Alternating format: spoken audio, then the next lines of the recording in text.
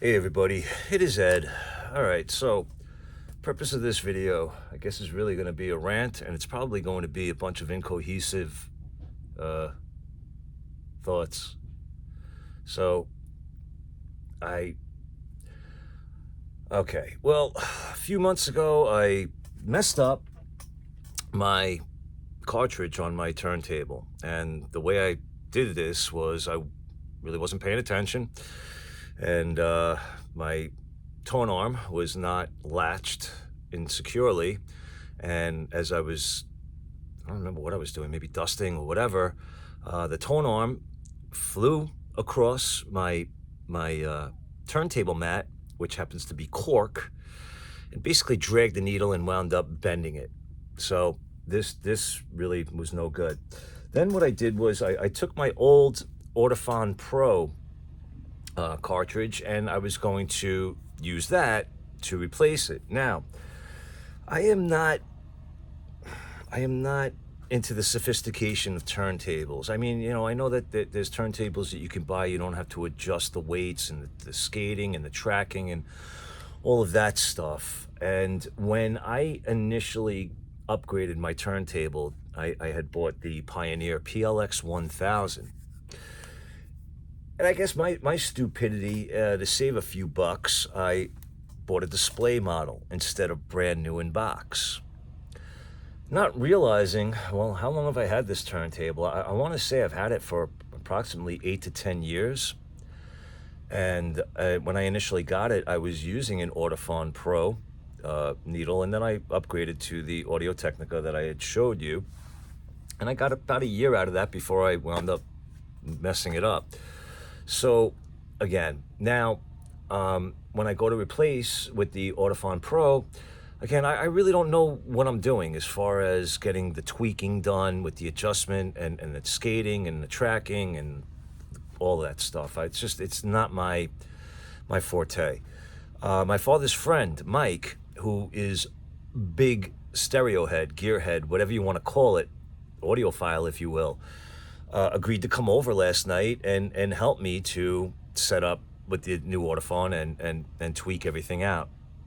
Now, as he was in the process of doing this, we were having issues with the weight adjustment, because with the Audifon Pro, it was supposed to be between 3 to 5 grams, but it says the recommended was 4, but my weights only went up to 3.5, and the adjustment, or the extra weight that was added in my turntable, it looked like it was the wrong one because it wasn't fitting in where it needed to, and we weren't able to adjust it, and he was only able to get it at, I think, 3.5 grams.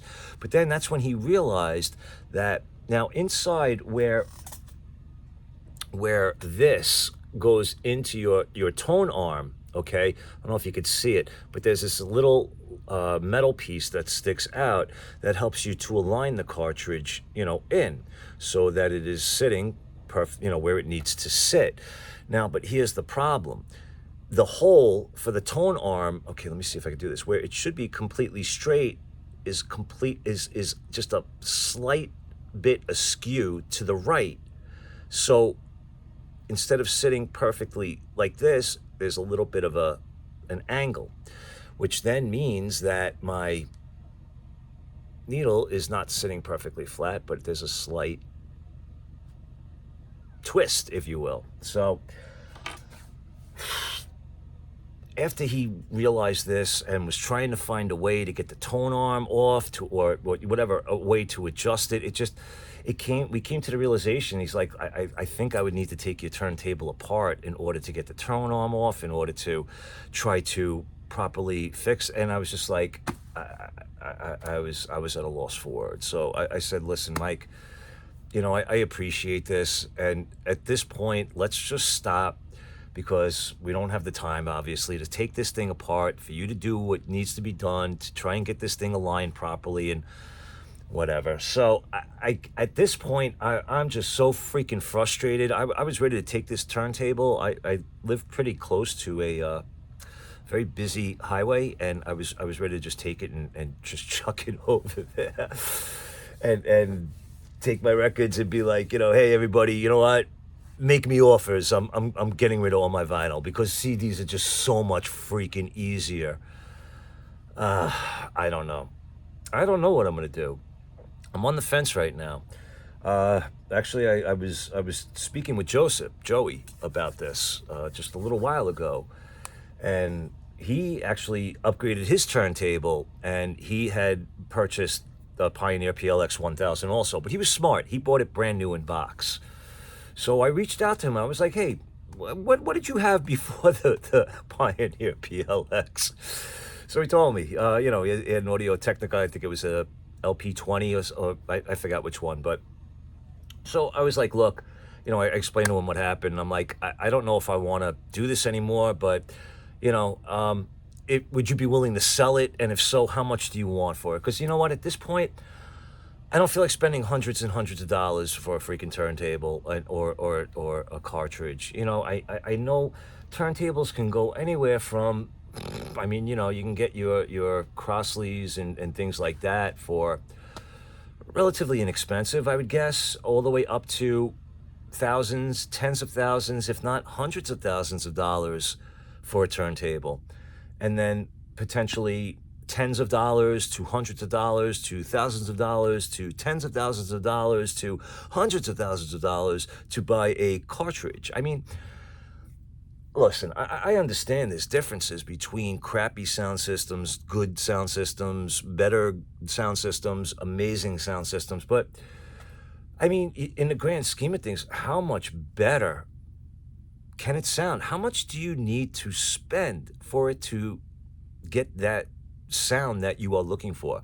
You're chasing the dragon, so to speak. You're going down a rabbit hole that never ends.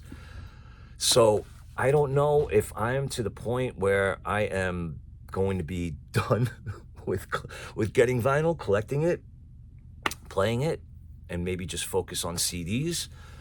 I don't know. I really need to sit and think this out, but I would really like to hear your comments on what you think. Mike told me, though, the good news about this is, because we don't know how long this has been sitting like this. I don't know if it was like this before I ruined my needle, or maybe it was when I ruined my needle that made that shift happen. I don't know. But he said that because all right, now the Audifon Pro should have been between 3 to 5 grams weight for the tracking, but it was only at 1.5. So basically what he told me is that at such a light weight, it really wasn't getting in the groove where it needed to, and therefore probably very little, if any, damage was done to my records. So that was a sigh of relief. But then again, I really haven't been playing records since I've damaged my needle. So again, I think very, very little play of actual vinyl since I've ruined it. So I think that would hopefully mean that whatever records played prior to that should be okay. All right, but again, this is really just me ranting about not really knowing what to do next, and having the frustration of having all these freaking albums and like, oh, I'd like to, oh, I can't. All right, and then hope I have it on CD, and if I don't, then I just, I guess I could always go to streaming, but I'm doing that through my phone. I don't have any streaming hooked up to my stereo system. Maybe that's something I should look into. I don't know. Guys, again, this might be pointless, but if you stuck with me this long, please leave me a comment. Let me know what you think. Should I give up on the vinyl? Should I stick with it? Should I stop making videos? I don't know, man. I don't know. All right, but again, just a quick reminder. We have the limited edition Kingscourt Elvis the King fan club buttons. They are reproductions that I had made. They are numbered, they are initialed by myself, and it comes with the companion CD of my very first concert, July 16th, 1975, New Haven, Connecticut. Been getting feedback from the people who've gotten this, and they say that they really enjoy it. So if you want a piece of this magic, details will be in the description of this video. All right, Scylla is chilling on the couch. I'm sure if she could, she would say, good to yourselves, good to each other. Take care, everybody.